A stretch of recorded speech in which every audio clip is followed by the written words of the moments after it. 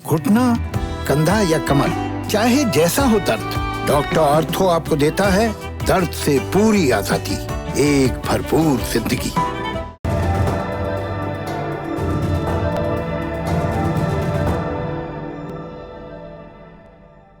नमस्ते, मैं हूं प्रतीक्षा और आप देख रहे हैं दी लल्लन टॉप का इंटरनेशनल न्यूज बुलेटिन दुनियादारी। अमेरिका में राष्ट्रपति चुनाव में वोटों की गिनती पर झगड़ा चल रहा है। हांगकांग में चीन लोकतंत्र की आवाज दबा रहा है। इथियोपिया में सिविल वॉर के हालात हैं। कई देश इस्लामिक आतंकवाद से लड़ रहे हैं।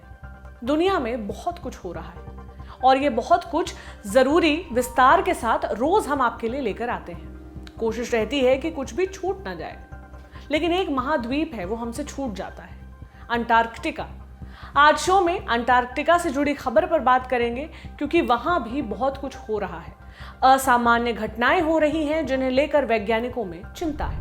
हमारी दिल्ली का क्षेत्रफल 1484 वर्ग किलोमीटर है। दिल्ली से करीब 3 गुना बड़ी आकृति, सोचिए कितना बड़ा आकार होगा।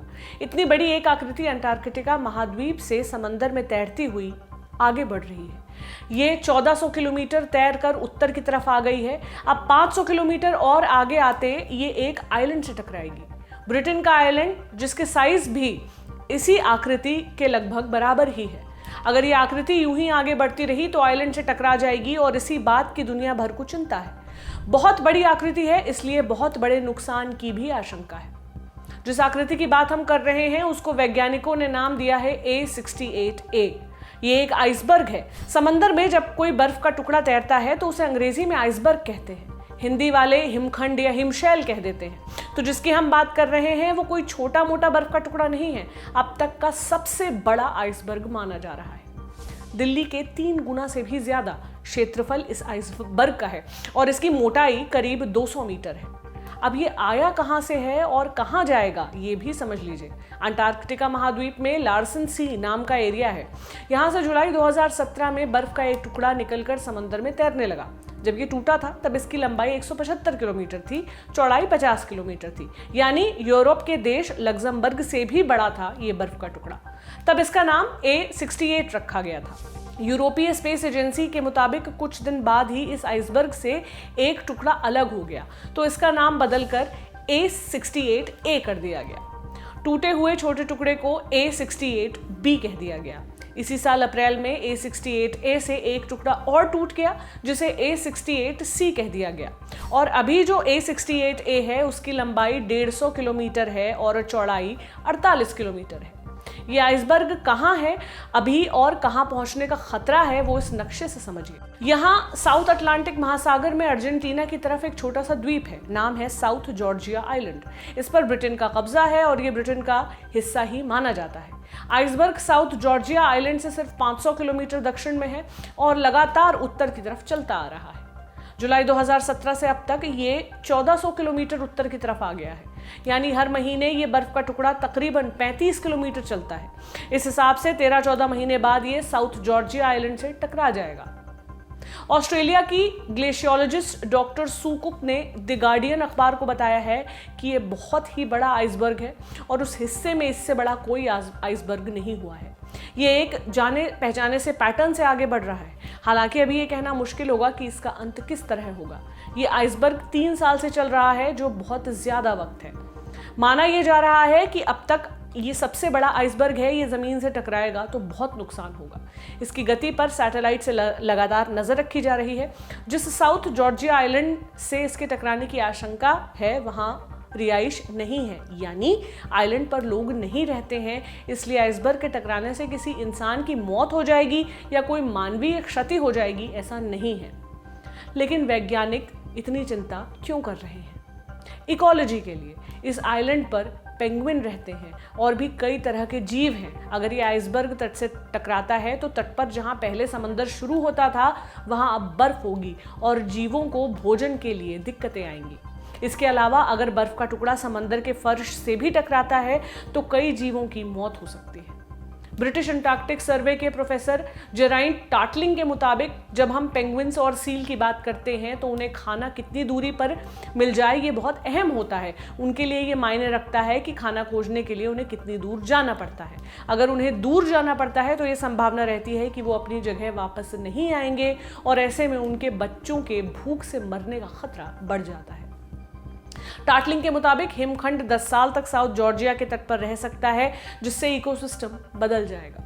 अब सीधे तौर पर देखें तो हमारा कोई नुकसान नहीं है, लेकिन धरती के इकोसिस्टम को नुकसान होता है तो अप्रत्यक्ष रूप से वो हमारा ही नुकसान है। जब हम इंसान धरती अपनी लापरवाहियों, गलतियों से उसका तापमान बढ़ाते हैं तो अंटार्कटिका जैसी जगहों पर बर्फ पिघलती है। बर्फ पिघलने से या तो कोई आइसबर्ग तैरने लगते हैं या समंदर का जल स्तर बढ़ता है। समंदर का जल स्तर बढ़ना मतलब कई तटीय इलाकों के डूबने का खतरा। इसलिए जमीनों, लोकतंत्रों, धर्मों को बचाने के साथ साथ पर्यावरण को भी बचाना है, नहीं तो हम अपना विनाश अपने हाथों से लिख देंगे। यह था हमारा बड़ी खबर सेगमेंट। अब बढ़ते हैं सुर्खियों की तरफ। पहली सुर्खी अमेरिका से है। ट्रंप प्रशासन ने जो बाइडेन को विदेश मंत्रालय के रिसोर्सेज का इस्तेमाल करने से रोक दिया है। CNN की रिपोर्ट के मुताबिक विदेशी नेताओं ने प्रेसिडेंट इलेक्ट जो बाइडेन के लिए बधाई के जो मैसेज भेजे हैं उन्हें बाइडेन तक नहीं पहुंचने दिया जा रहा है। दरअसल प्रेसिडेंट इलेक्ट के कम्युनिकेशन में अमेरिका का विदेश मंत्रालय सपोर्ट सिस्टम का काम करता है, मसलन विदेशी नेताओं के साथ कॉल अरेंज करना या ट्रांसलेशन सपोर्ट देना। राष्ट्रपति चुनाव में जो बाइडेन जीत चुके हैं वो अपनी सरकार के सहयोगियों की नियुक्ति कर रहे हैं, लेकिन डोनाल्ड ट्रंप अभी भी इस नतीजे को मानने के लिए तैयार नहीं है। दूसरी सुर्खी आर्मेनिया से है। राजधानी येरेवान में प्रधानमंत्री निकोल पाशिन्यान के खिलाफ जबरदस्त प्रदर्शन हो रहे हैं। ये प्रोटेस्ट नागोर्नो काराबाग पीस डील पर हामी भरने के बाद से शुरू हुआ है। 10 नवंबर को हुए युद्ध विराम समझौते के मुताबिक नागोर्नो काराबाग के कई इलाके अजरबैजान को मिल गए हैं। 1.5 महीने चले युद्ध में जितने इलाके अजरबैजान ने जीते हैं उनके अलावा कुछ और इलाके भी आर्मेनिया को छोड़ने पड़ेंगे। आगे झगड़ा न हो इसके लिए रूस की पीस कीपिंग फोर्स को तैनात किया जा रहा है। अजरबैजान को जमीन देने का आर्मेनिया के लोग विरोध कर रहे हैं। उन्होंने संसद में तोड़फोड़ और नारेबाजी भी की। दूसरे दिन प्रोटेस्ट और तेज हो गया। 12 नवंबर को हुई रैली में एक पूर्व प्रधानमंत्री ने भी हिस्सा लिया।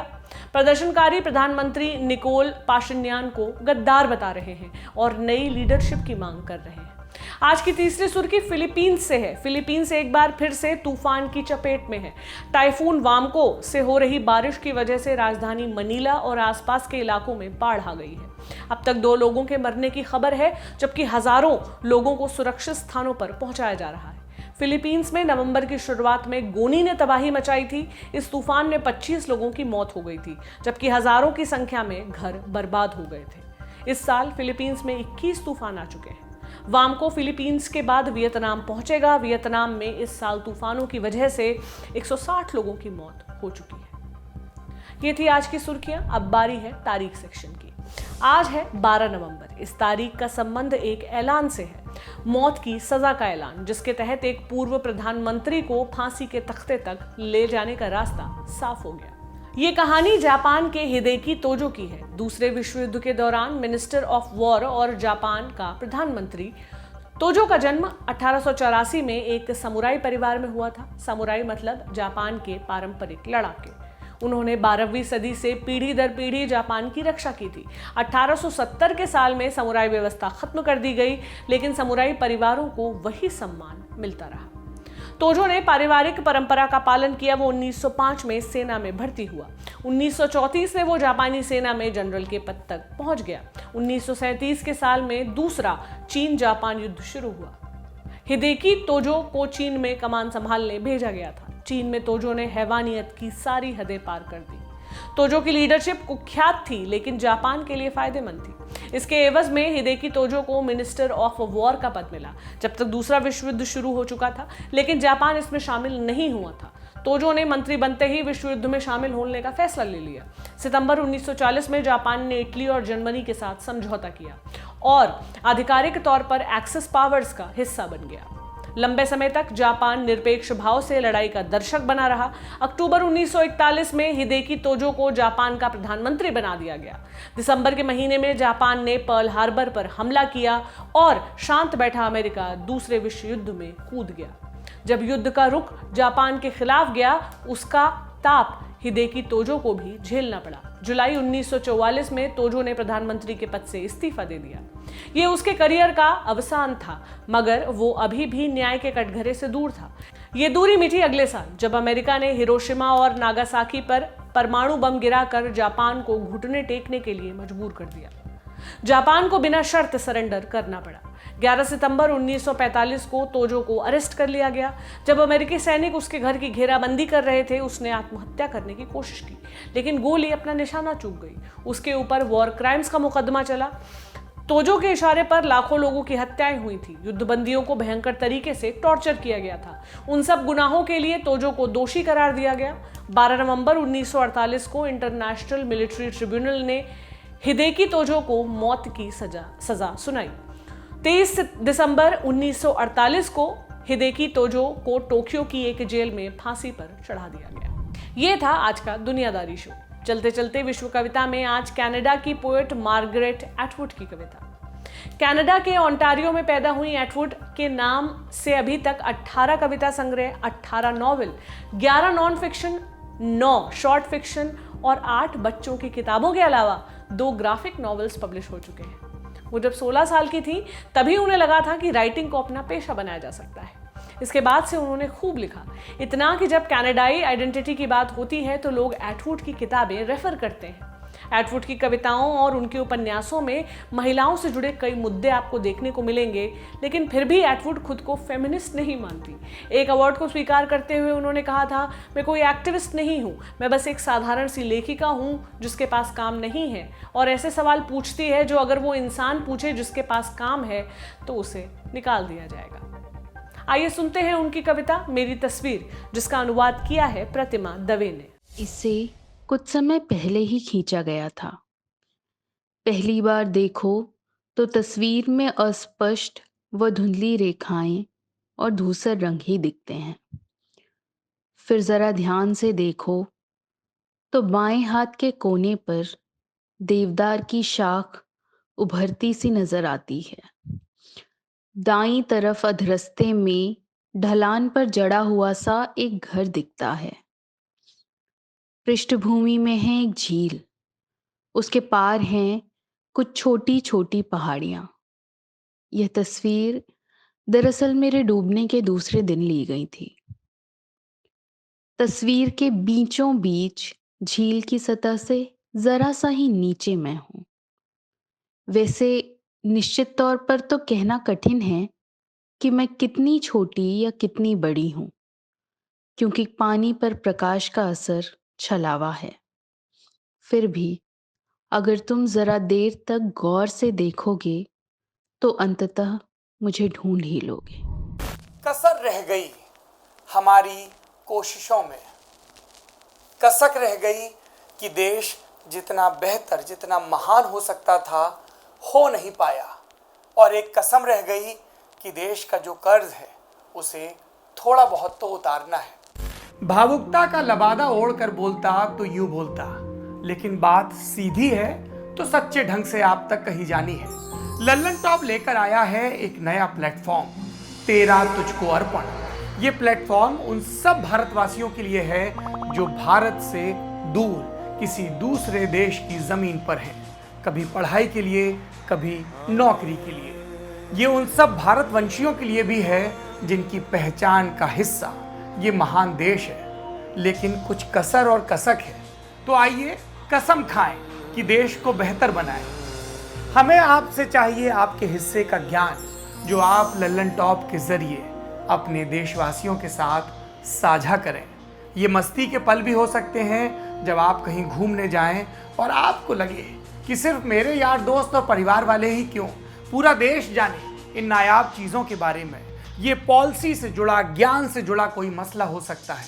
तो आइए और लल्लन टॉप की इस नई पेशकश तेरा तुझको अर्पण का हिस्सा बनिए।